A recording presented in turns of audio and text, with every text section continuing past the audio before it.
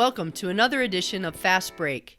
I'm Penny Davis, NCAA National Coordinator of Women's Basketball Officiating. The focus of this video is injured player situations. We wanted to review various player injury situations and the appropriate ways to stop play and administer the game when these unfortunate incidents occur. Let's look at some examples.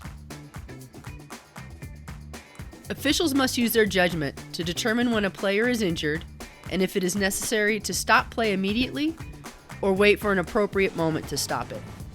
In this example, a player from the white team is slow to get up and the opposing team has the ball transitioning to the other end of the court and is attacking the basket.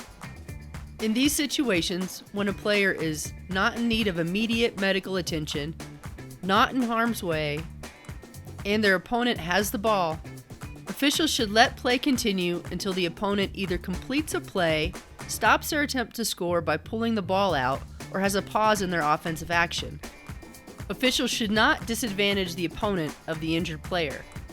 Play was stopped appropriately when the team of the injured player secured the ball.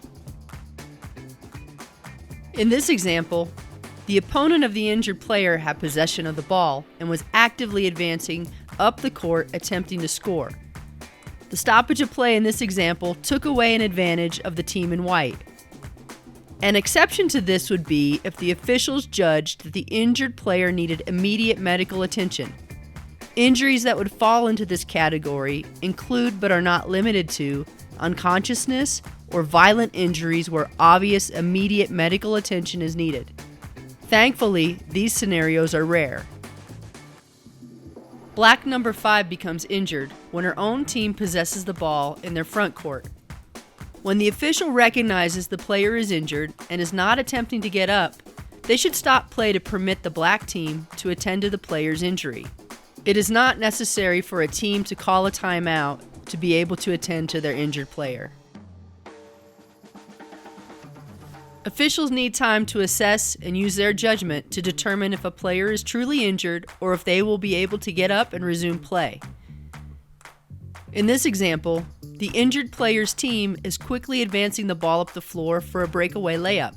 Officials could stop play during this time since it is the injured player's team who has the ball.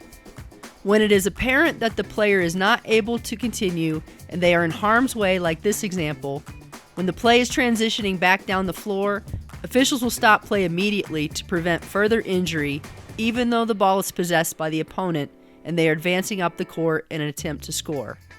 Player safety in scenarios like these takes priority over everything else.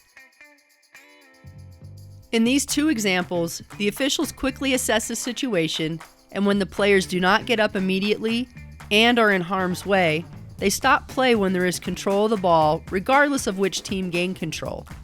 The location of the injured player and the fact that the ball remained in the front court presented a precarious situation to both players. If an injured player is in the lane or other locations where they are in harm's way, officials should stop play immediately to protect the injured player. The ball will be awarded to the team in control at the time of the stoppage. If there is no team control, play would resume using the AP arrow. Quickly assess the situation and stop play to protect injured players in harm's way. The safety of the injured player takes priority in these situations. When a player is injured in a media timeout window, the injured player should be attended to first and then the media timeout granted. In this play, the calling official is not aware of the injured player and the official reports the foul on the floor and then proceeds to inform the table to start the media timeout. The non-calling official, aware of the injured player, communicates to the table to delay starting the media timeout until after the injured player leaves the court. This procedure is important because a team may be granted a timeout to try and keep the injured player in the game. This decision must be made prior to starting the media timeout. The team called timeout will run concurrently with a media timeout. The media timeout alone does not buy any player back into the game. If they do not want to use a timeout, a substitute must report to the scorer's table before the media timeout begins. I hope these examples help you to understand injury-related stoppages and the appropriate timing. Review the CCA manual for additional guidance on handling injuries, blood, contact lens displacement, and other specifics on these important procedures. Thanks for watching. Are you interested in becoming an official? Go to ncaa.org/sayyes-to-officiating for more information.